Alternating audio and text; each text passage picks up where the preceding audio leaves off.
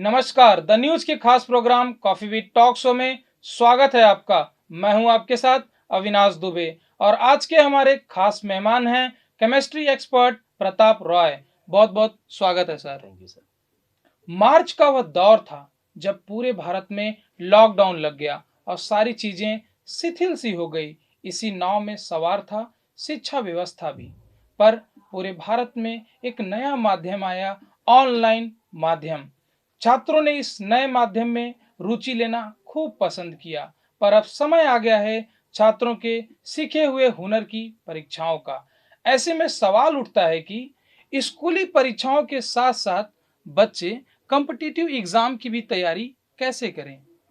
जी, अगर हम बात करते हैं कॉम्पिटिटिव एग्ज़ाम की, तो कॉम्पिटिटिव एग्ज़ाम की तैयारी के लिए बच्चे को अलग से तैयार करने की ज़रूरत नहीं पड़ती है, क्योंकि सीबीएसई का जो एनसीईआरटी सिलेबस है, वही सिलेबस हमारे कॉम्पिटिटिव के लिए भी यूज़ होता है।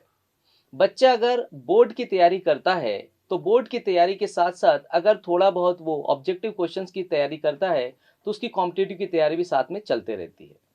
अब अगर जैसे बात करते हैं कॉम्पिटिटिव एग्जाम के लिए कैसे तैयारी करें, तो मैं बताना चाहूँगा कि सबसे पहले एक बच्चे को अपना एक टाइम टेबल बनाना पड़ेगा, जिसमें वो हर सब्जेक्ट के लिए अपना एक टाइम देगा। जिसमें उस बच्चे को अगर जिस सब्जेक्ट में ज़्यादा तकलीफ है, उस सब्जेक्ट को वो थोड़ा ज़्यादा समय दे, और जिस सब्जेक्ट में उसको ज़्यादा तकलीफ नहीं है, उसको थोड़ा कम समय दे। पर मेरा कहना ये है कि हर बच्चे को अपना एक टाइम टेबल बना करके उस टाइम टेबल को डेली फॉलो करना पड़ेगा। सेल्फ स्टडी करनी पड़ेगी। और जैसा कि मैं एक केमिस्ट्री का टीचर हूँ, तो मैं आपको थोड़ा-सा केमिस्ट्री के बारे में बताना चाहूँगा। अगर आप केमिस्ट्री की तैयारी करते हैं, तो सबसे पहले आपको पता होना चाहिए कि केमिस्ट्री में कौन-कौन से जो चैप्टर्स हैं वो इम्पोर्टेंट है, जिससे क्वेश्चंस कॉम्पिटिटिव वगैरह में आते हैं। तो आप सबसे पहले उन्हीं चैप्टर्स की तैयारी करेंगे जिनका वेटेज सबसे ज़्यादा कॉम्पिटिटिव में है। आप लिस्ट कर लीजिए।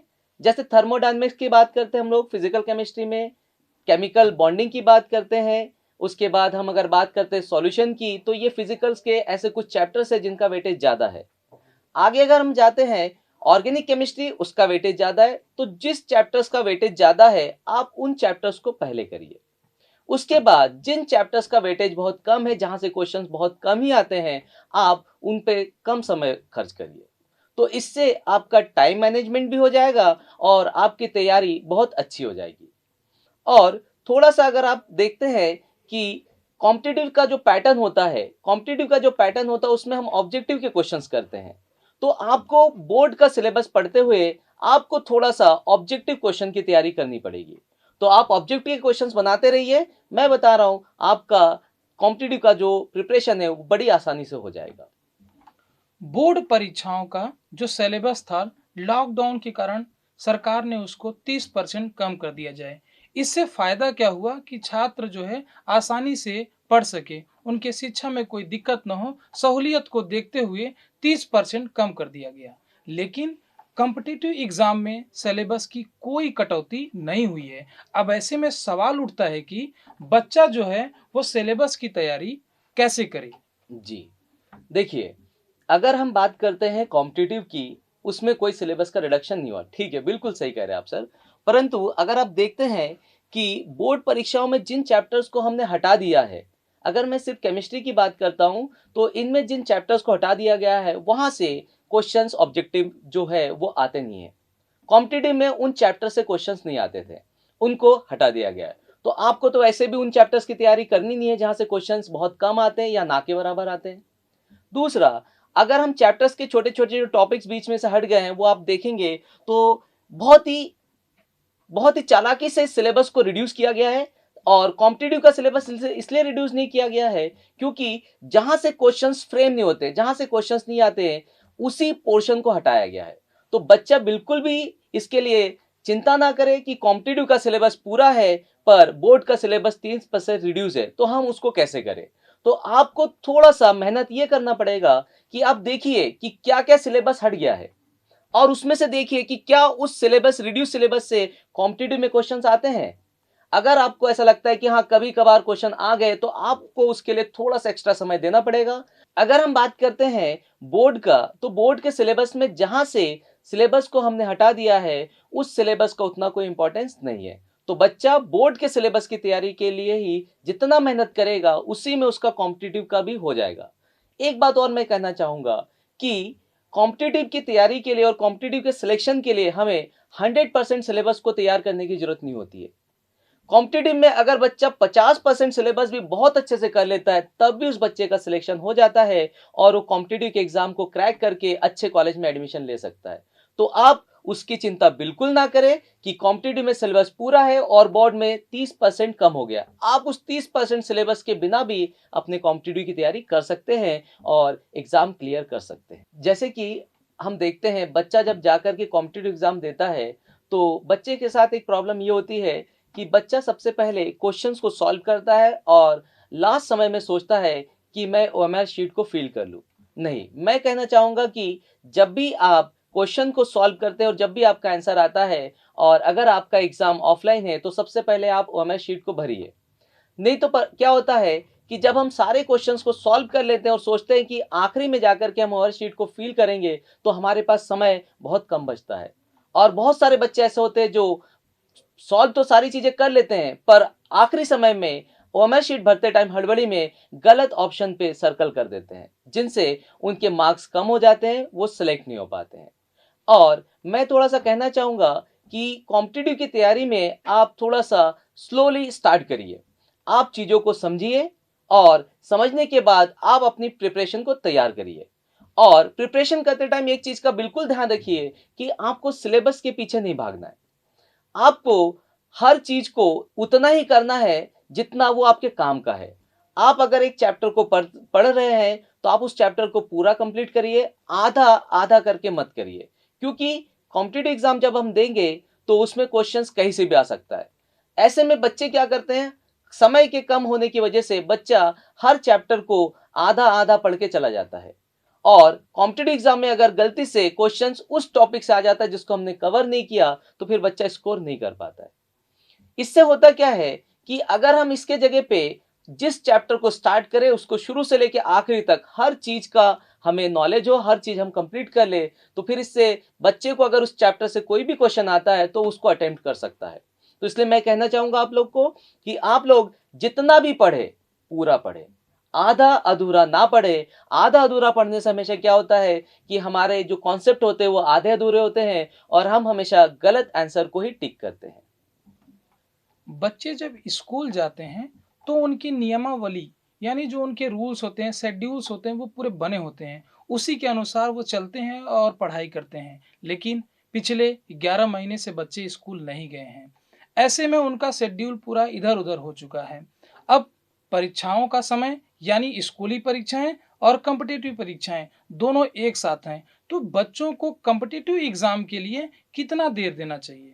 जी, अगर हम बात करते हैं, ये क्वेश्चन सबके मन में आता है कि अगर मुझे एक एग्जाम क्रैक करना है तो उसके लिए मुझे कितने घंटे पढ़ने हैं। और ये लोग अक्सर पूछते भी हैं कि अगर मुझे एग्जाम में सिलेक्ट होना है तो मुझे कितने घंटे पढ़ने चाहिए।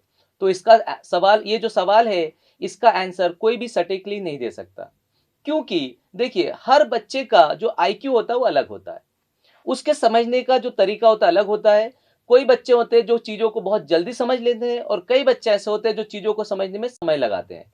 तो मैं ये कहना चाहूंगा कि सबसे पहले आपको ये खुद ही तय करना पड़ेगा कि अगर मेरे सामने इतना सारा सिलेबस है, तो उस सिलेबस को मैं कितने देर में कंप्लीट कर सकता हूं। उसी के अनुसार आपको अपने लिए एक समय तय करना पड़ेगा।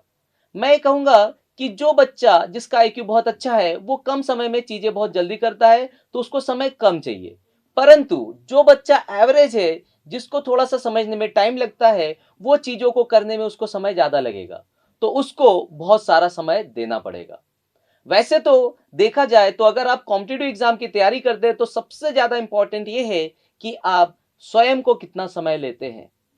मतलब आप सेल्फ स्टडी कितना करते हैं। आप कोचिंग जाकर पढ़ते हैं, आप स्कूल जाकर पढ़ते हैं, ठीक है, वो मैटर नहीं करता है। मैटर क्या करता है कि आप कितना पढ़ते हैं, क्योंकि जितनी चीजें आप पढ़ेंगे, आप एग्जाम में कर सकेंगे।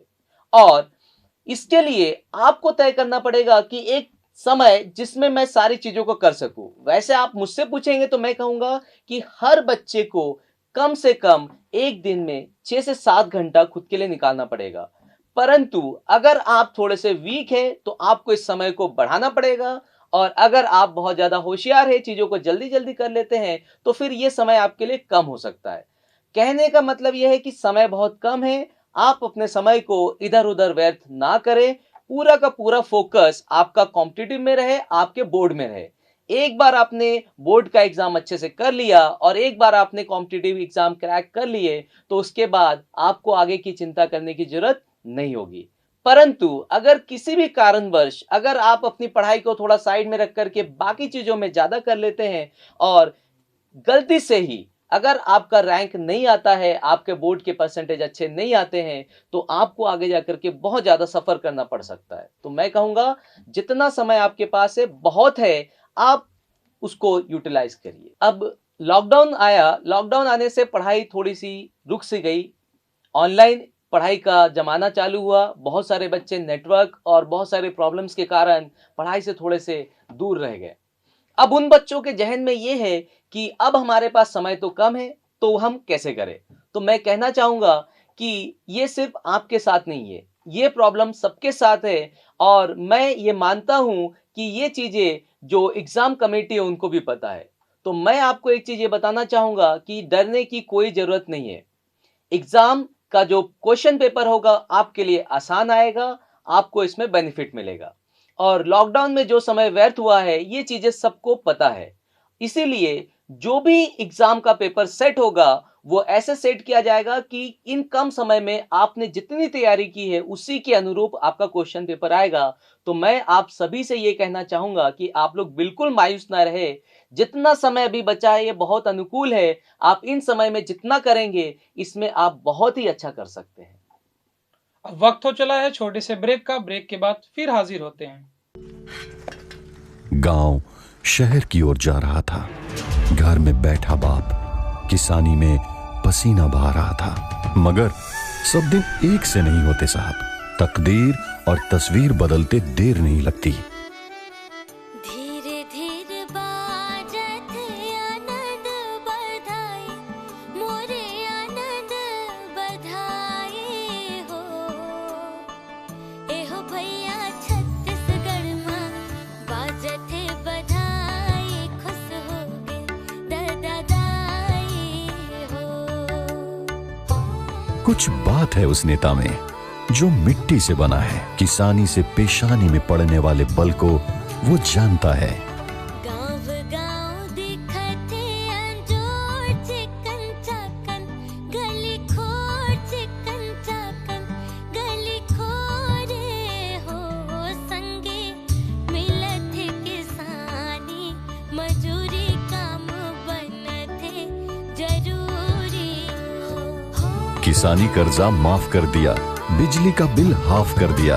राजीव गांधी न्याय योजना लाकर किसानों की चिंता को साफ कर दिया। नतीजा घर घर हो गए मोटर गाड़ी, भौजी पहिरे रेशम साड़ी, गहना लेके है तैयारी हो। अब तो जम्मू संसो फेकर सिराई लइका खावते मिठाई हो। संगे छत्तीसगढ़ मां बाजते बधाई, खुश हो गए दादाई। बात है अभिमान के, छत्तीसगढ़ या स्वाभिमान के। छत्तीसगढ़ सरकार, सेवा जतन सरोकार। छत्तीसगढ़ में भूपेश सरकार के 2 साल। बात है अभिमान के, छत्तीसगढ़िया स्वाभिमान के। बात है अभिमान की, छत्तीसगढ़िया स्वाभिमान की। बात है अभिमान के, छत्तीसगढ़िया स्वाभिमान के। राजीव किसान न्याय योजना बनी समाधान, कर्जा माफी किसान के होगे भरपूर धान के दाम। गोबर खरीद गांव गांव में गौधन पर गौठान है। बात है अभिमान के, छत्तीसगढ़िया स्वाभिमान के। नरवा गरवा घुरुआ बारी, सतत विकास के 4 चिन्हारी। आइस कोरोना महामारी लई काबर पढ़ाई तुहर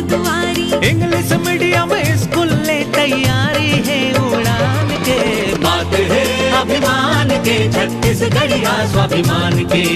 औद्योगिक नीति संग विकास और रोजगार के सुविधा, बिजली के बिल आधा हो गया एप्पल दुरिहा दुविधा। बनवासीला पट्टा दे के जतन करिस पहचान के। बात है अभिमान के छत्तीसगढ़िया स्वाभिमान के। वन के उपज के खरीदी से चमके वन अंचल मुस्कान से। तीजा तिहार पूरा मनाई नारी मन शान से। बस्तर मलेरिया मुक्त होवत है चर्चा है अभियान के। कुपोषण ले जीते न लड़ाई सब पाइन राशन द्वार ले। बात है अभिमान के छत्तीसगढ़िया स्वाभिमान के। छत्तीसगढ़िया अभिमान के छत्तीसगढ़िया स्वाभिमान के। सेवा जतन सरोकार छत्तीसगढ़ सरकार। ब्रेक के बाद एक बार फिर कॉफी विद टॉक शो में स्वागत है आप सभी का। कॉम्पिटिटिव एग्जाम के लिए बच्चों को क्या केवल कोचिंग पर ही निर्भर होना चाहिए या वो घर में भी रहकर बहुत आसानी के साथ तैयारी कर सकते हैं? जी, ये आपने बहुत अच्छा सवाल पूछा है। अगर बात करते हैं कि क्या बच्चा अपनी सेल्फ स्टडी से कॉम्पिटिटिव एग्जाम निकाल सकता है, तो मैं कहना चाहूँगा हाँ, बिल्कुल आप निकाल सकते हैं। आप अगर खुद से मेहनत करते हैं तो आप खुद से कॉम्पिटिटिव एग्जाम निकाल सकते हैं। और हर साल बहुत सारे ऐसे बच्चे होते हैं जो बिना किसी कोचिंग जाए अपना कॉम्पिटिटिव एग्जाम निकालते हैं और अच्छा रैंक भी हासिल करते हैं। परंतु मैं साथ में ये भी कहना चाहूँगा कि कोचिंग की क्या भूमिका होती है। अगर बच्चा कोचिंग करता है तो क्यों करे? तो होता क्या है कि अगर बच्चा कोचिंग जाता है तो कोचिंग जाने से उसको एक प्रॉपर गाइडेंस मिल जाता है और साथ में उसके समय का बचत होता है। एक जो टीचर होता है वो उसको प्रॉपर गाइड करता है, क्या चीज़ें पढ़नी है, क्या चीज़ें नहीं पढ़नी है, किस चीज़ों में कितना टाइम देना है, किस चीज़ों को अवॉइड करना है। तो होता क्या है कि अगर बच्चा किसी कोचिंग में जाता है तो उसको जो चीज़ें खुद प्रिपेयर करने में 7-8 घंटे लगते हैं वो एक टीचर की मदद से आसानी से वो 1-2 घंटे में कर सकता है। तो इससे समय की बचत होती है, गाइडेंस प्रॉपर होता है। और कई बार बच्चा जब सेल्फ स्टडी करता है तो बहुत सारी चीज़ें उसको पता नहीं रहती है कि किस चीज़ को कम पढ़े, किस चीज़ को ना पढ़े।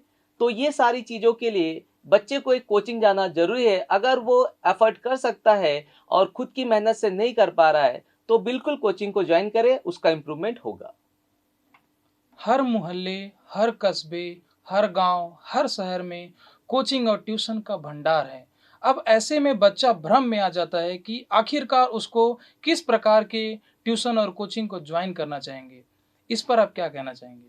जी, जैसा आपने कहा कि बहुत सारे कोचिंग्स आज की डेट में, और बच्चा क्या होता है, भ्रमित भी हो जाता है इन चीज़ों से कि कहाँ जाए।